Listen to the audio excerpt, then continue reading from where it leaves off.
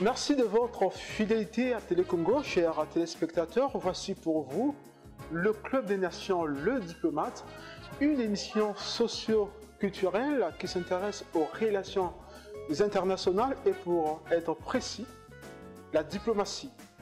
Aujourd'hui, il s'agit pour nous de chercher à comprendre comment est-ce que la diplomatie congolaise a été montée, et pour en parler, je reçois sur ce plateau ici à Pefako Hotel Maya Maya, Jérôme Hollandais, ancien secrétaire général du ministère congolais des Affaires étrangères, ancien ambassadeur du Congo au Cameroun et actuel ambassadeur itinérant du Congo. Monsieur Jérôme, bonsoir et merci d'être venu sur ce plateau. Bonsoir. Votre biographie telle que peint ici vous satisfait? Oui, en partie seulement parce que j'ai été 2 fois secrétaire général des Affaires étrangères. J'ai été ambassadeur du Congo au Cameroun et en Guinée équatoriale. Ensuite au Sénégal avec juridiction sur le Mali, le Burkina, le Cap-Vert, la Guinée-Bissau et la Gambie. Ensuite, j'ai terminé ambassadeur du Congo en RCA et au Tchad. Et actuellement, je suis coordonnateur national, ambassadeur itinérant, coordonnateur national auprès de la région de la conférence des Grands Lacs. Notre thème du jour, c'est aux enjeux de la diplomatie congolaise. Ça vous inspire quoi, ce thème? Le thème renvoie nécessairement à la naissance de la diplomatie congolaise. Il faut partir de 1960, année où nous sommes devenus indépendants. D'accord. Nous sommes devenus nation, présentée devant les autres nations. Et au moment où nous avions eu comme État la capacité de discuter avec les autres nations du monde. Il faut dire qu'en 1960, c'est l'année de notre indépendance. Bien sûr.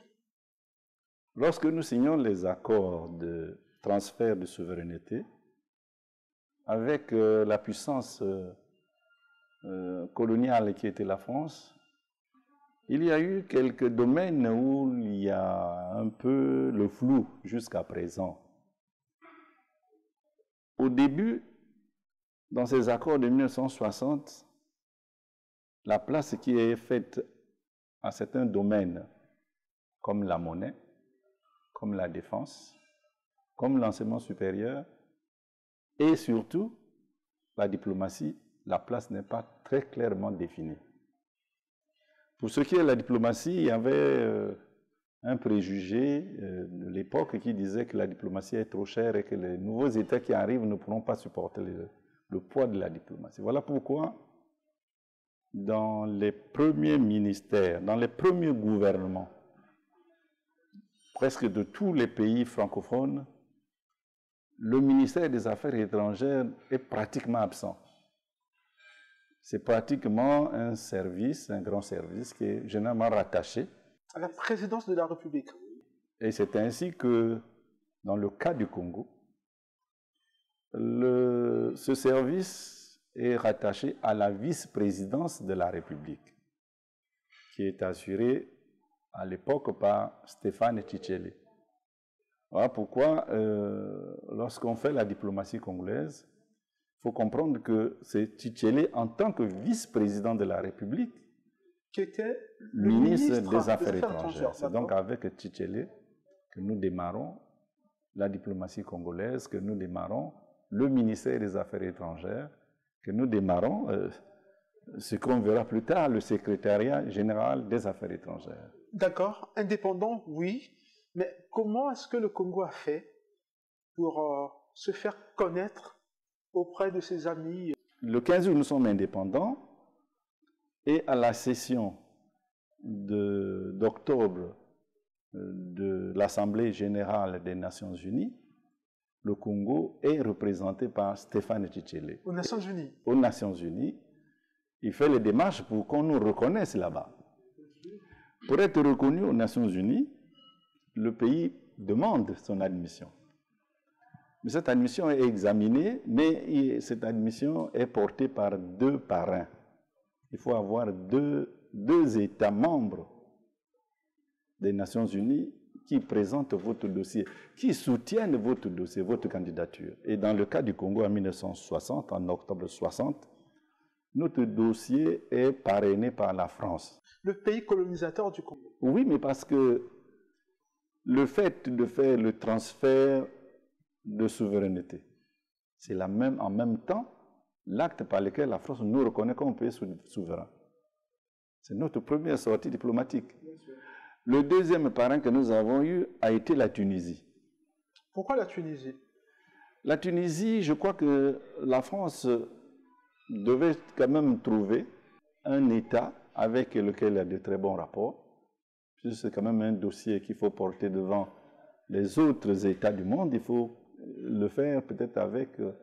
Et puis aussi, disons que la Tunisie a déjà une grande place dans le Conseil des Nations, notamment aux Nations Unies.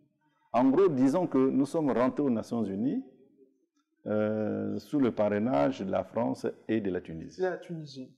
C'était en octobre 1960, avec Stéphane Tshisekedi. D'accord. Mais 1960, la création de notre ministère des Affaires étrangères. 1960, l'intervention de Stéphane Tshisekedi aux Nations Unies, vous l'avez dit. Mais qu'est-ce qui a marqué notre diplomatie en cette période? Je voudrais ici parler, cette fois-ci, de 61. Oui, il ne faut pas croire que dès 60, le ministère existe. Il y a M. Stéphane Tshisekedi qui est vice-président de la République, ministre des Affaires étrangères. Et à cette époque, il était résidé où? Dans l'enceinte actuelle de la résidence du président de la République. Il y a un bâtiment à étage là. Et ce bâtiment, il faut le dire, alors ça c'est quelque chose de tout à fait important. Ouais. Ce bâtiment, les affaires étrangères vont le partager avec le ministère de la Défense. Ouais. C'est assez curieux. Comment peut-on concilier les affaires étrangères, donc la diplomatie, avec l'armée ou la défense? Oui, mais le Congo a démarré comme ça et c'est un symbolisme puissant. Mais le symbolisme, c'est que pour le Congo, la guerre ne s'arrête jamais par la guerre. La guerre s'arrête toujours par la paix qui est promue par la diplomatie. Voilà le symbolisme. D'accord. Venons cette fois-ci en 1961. Qu'est-ce qui a été fait à Brazzaville, j'allais dire au Congo? Eh bien, le Congo en 1961, vers le mois de mars, envoie son premier représentant aux Nations Unies qui est Emmanuel Dadé. C'est notre premier représentant aux Nations Unies. Il sera remplacé 3 ans plus tard, en 1964, 3 ans et demi plus tard, par Jonas Mwanza, et qui sera beaucoup plus tard remplacé par Nicolas Monjo. À partir de, je crois, Dadé, Nicolas Monjo, Jonas Mwanza et Nicolas Monjo étaient en même temps ambassadeurs du Congo aux États-Unis. Bon, il faut dire tout de suite que les Américains n'ont jamais apprécié qu'un pays soit représenté à la fois par un même diplomate et aux Nations Unies et aux États-Unis. C'est pour ça que beaucoup plus tard, à partir de 1985, le Congo ayant compris cela, a dû séparer les choses, avoir un représentant aux Nations Unies et un ambassadeur à Washington. Y a-t-il eu un événement, une démarche du genre coopération entre les pays francophones en 1961, bien sûr? Oui, 1961, on peut considérer cette année comme la première grande sortie de la diplomatie congolaise.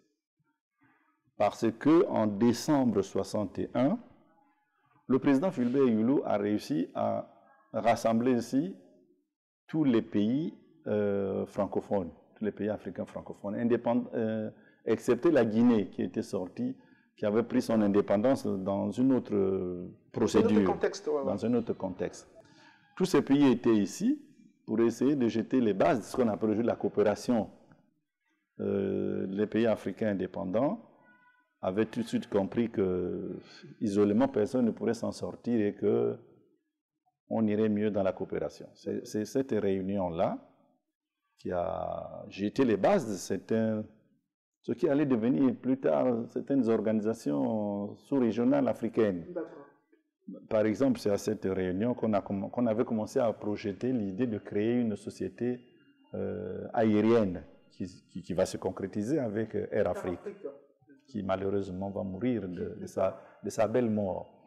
C'est à cette réunion également que l'idée d'imaginer, de coordonner les efforts dans le domaine des postes et télécommunications, oui, ce qui va donner plus tard l'UMPT. Et beaucoup plus tard, la SECNA. Tout cela avait été à cette conférence de Brazzaville de 1961. Parce que souvent dans l'histoire de Brazzaville, on retient la fameuse conférence de 1944 parce qu'il y avait M. de Gaulle dedans. Mais il y a eu cette conférence de 1961 qui a acheté les bases de la coopération entre pays francophones. Vous pouvez noter au cours de cette conférence l'absence de certains pays comme la Tunisie, le Maroc. Qu'en est-il exactement? Oui, les pays francophones de l'Afrique du Nord n'étaient pas à cette conférence. D'abord, ne parlons pas d'Algérie. L'Algérie est encore en guerre contre la France. La Tunisie n'a pas pu être là, le Maroc n'a pas pu être là. Mais l'idée qu'il faudrait associer ces pays-là également à cette réflexion était déjà jetée depuis Brazzaville. Si bien que les chefs d'État qui étaient à Brazzaville, qui avaient formé ce qu'on appellera plus tard le groupe de Brazzaville, oui, ils s'étaient donné rendez-vous pour se retrouver cette fois tous dans un pays de l'Afrique du Nord. Et ils se sont retrouvés à Casablanca. Et c'est donc les conclusions du groupe de Brazzaville, adjoint aux deux pays du Maghreb qui étaient disponibles, qui pouvaient venir, puisque je vous ai dit l'Algérie ne le pouvait pas, bon, la Tunisie et le Maroc, et les autres pays du groupe Brazzaville se sont rencontrés et ont ébauché les différents points. Et c'est ça qui est devenu le bloc de Casablanca. D'accord. Donc il y a eu le groupe de Brazzaville, groupe de Casablanca. Et le groupe de Brazzaville s'est mué en groupe de Casablanca. Voilà. Mais en même temps que les francophones réfléchissaient de cette manière-là, de voir comment promouvoir la coopération, les pays anglophones, sous la réflexion, les grandes idées des hommes comme Kwame Nkrumah du Ghana, Nyerere de Tanzanie, Nnamdi Azikiwe du Nigeria et Tubman du Libéria, réfléchissaient également sur la manière de voir comment ces pays arrivant à l'indépendance allaient faire pour coordonner leurs affaires. Et puis, de réflexion en réflexion, on s'est dit, mais pourquoi faire deux blocs? La grande réflexion était qu'il fallait arriver à une espèce de dépassement dialectique de ce genre de réflexion pour arriver à une seule union. Et la réflexion jeunesse est portée sur l'idée de que les deux blocs se rencontrent pour créer une seule union. Et maintenant, où se rencontrer? Eh bien, je crois que l'idée de part et d'autre qui a traversé les esprits était qu'on se retrouve à Addis Abeba. Addis Abeba. Pourquoi? Mais parce qu'Addis Abeba, c'est le symbole de l'Afrique qui n'a jamais été colonisée. C'est vrai, les Italiens, avant la Deuxième Guerre mondiale, ont voulu faire les aventures par là. Et ça a très mal terminé. Bien avant cela, d'ailleurs, les Italiens avaient voulu coloniser l'Éthiopie. Ça s'est terminé très mal par la fameuse bataille d'Adwa. Monsieur l'ambassadeur, est-ce qu'on peut dire que c'est pour cette raison que jusqu'alors, le siège de l'UA, l'ancien OUA, est toujours à Addis Abeba? Mais bien sûr, bien sûr. Les deux blocs, le groupe de Monrovia et le groupe de Casablanca, ont convenu que pour créer une organisation qui serait le symbole d'Afrique indépendante, il n'y avait pas mieux que de la créer dans une ville, dans la capitale d'un pays qui n'a jamais été vaincu, qui n'a jamais été colonisé. Addis Abeba, c'est le symbole, non pas de l'unité africaine seulement, mais c'est le symbole d'une Afrique qui n'a jamais été assujettie. D'accord. Voilà, c'est ça. Donc, en gros, lorsqu'on parle de la naissance de l'OUA, qui est devenue l'UA, eh bien, Brazzaville a sa part de touche là-dedans. Alors, passons à autre chose.